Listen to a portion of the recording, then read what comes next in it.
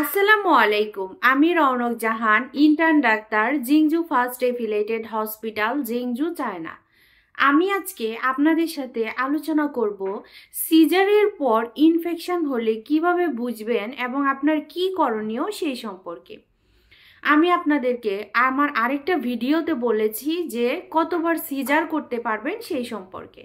তো আজকে আমার আলোচ্য বিষয় থাকবে আপনাদের সাথে যে সিজারের পর যে ইনফেকশনটা হয় সেক্ষেত্রে আপনাদের করণীয় কি।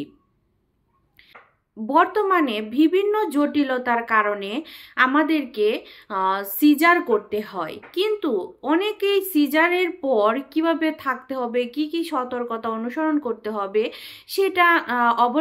সেটা না জানার কারণে কিন্তু দেখা যায় যে কাটা যে জায়গাটা বা সিজারের পর বিভিন্ন ধরনের ইনফেকশন হয়ে থাকে।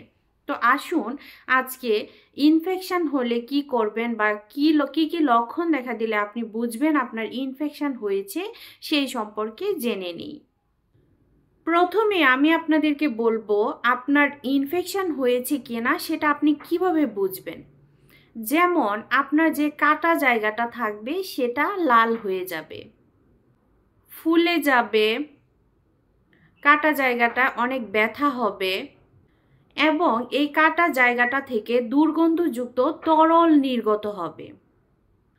তো আপনার যদি ইনফেকশন হয়ে যায় তার পরবর্তীতে আপনার কি কি সমস্যা হতে পারে আসুন সেই সম্পর্কে জেনে নিই। যেমন আপনার জ্বর হতে পারে, অতিরিক্ত পেটে ব্যথা হতে পারে এবং অনেক ভারী রক্তপাত যেতে পারে। তো এই লক্ষণগুলো যদি আপনি দেখতে পান তাহলে দেরি না করে দ্রুত নিকটস্থ কোনো গাইনি বিশেষজ্ঞর সাথে পরামর্শ করুন।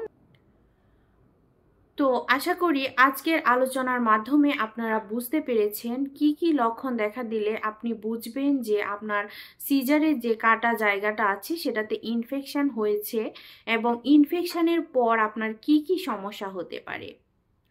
তো সুস্থ থাকুন, ভালো থাকুন, আমার চ্যানেলটিকে সাবস্ক্রাইব করে আমার পাশে থাকুন এরকম নতুন নতুন বিভিন্ন রোগ এবং সেটা সম্পর্কে জানা এবং করণীয় কি সেই সম্পর্কে।